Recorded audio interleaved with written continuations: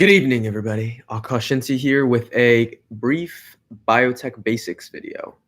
Today, we talk about what is modality, what does the term mean, why is it important, and what are some samples of or example modalities. We've got a thunder and lightning storm and a pot's a brewing in the kitchen, so excuse any noises.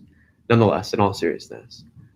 So modality, what does it mean? First off, a modality is the type of a type of drug, if you will. So it's when I say type, I'm referring to the modality or the category of drug. So examples of these would be small molecules, monoclonal antibodies, antibody drug conjugates, gene therapies, cell therapies, tissue, regenerative medicine, tissue, vaccines, and so on and so forth. So there's many modalities out there, and the idea behind this and the importance of it is that these, depending on the disease or the disease that the drug developer is trying to go after, you may want to use specific modalities.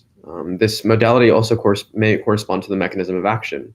The mechanism of action referring to the how does the drug bind to the receptor at the receptor ligand level? This is the molecular biology level. Not to say that the modality is not, rather the modality can refer to usually refers to the size of the molecule or gives some idea of the size of the molecule as well as the structure of it and thus the function. So this is what modality is. A little bit about the why, again, repeating back into this and refreshing. It's really, the modality has some importance to the strategy that you may use to cure a particular disease. Maybe not cure, but at least treat a particular disease. And that's the importance of modality. So examples of these are small molecules, which we've talked about in a past video. Monoclonal antibodies, we've talked about antibodies in a past video as well. Bispecific antibodies, different type of antibody, but antibody nonetheless. Cell therapies, this could be your CAR T cells, it could be a stem cell treatment, and so on and so forth. Gene therapies, this could be a viral gene therapy, it could be a non-viral gene therapy. Kind of those are the two big classes, if you will. You could also have a vaccine. You may have a peptide therapeutic, so this would be a different modality as well. Recombinant products or recombinant proteins. You may also see some, those are quite a few right there. I'm sure I'm missing antibody drug conjugates. One might recall that recombinant protein. That's one of the big key concepts here is that yes, these modalities kind of it's a term that most people are aware of in the sense of what is meant by it, particularly in the industry. So it refers to just the type of molecule, and thus having the understanding of the type of molecule may show and give the person who's interpreting this information more understanding of how this molecule may work in another in a particular system, or it may give some ideas as to pros and cons of using a particular approach to treat a particular disease.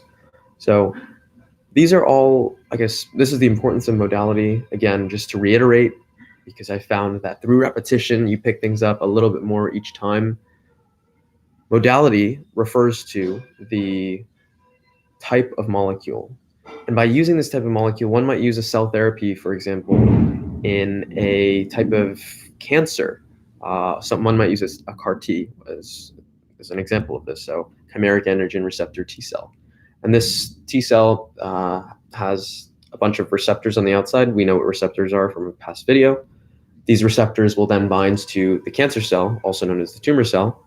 And by this binding, T cells are also known as your white blood cells. So white blood cells go and attack and eat or metabolize, digest anything that's not good for you, that may infect you.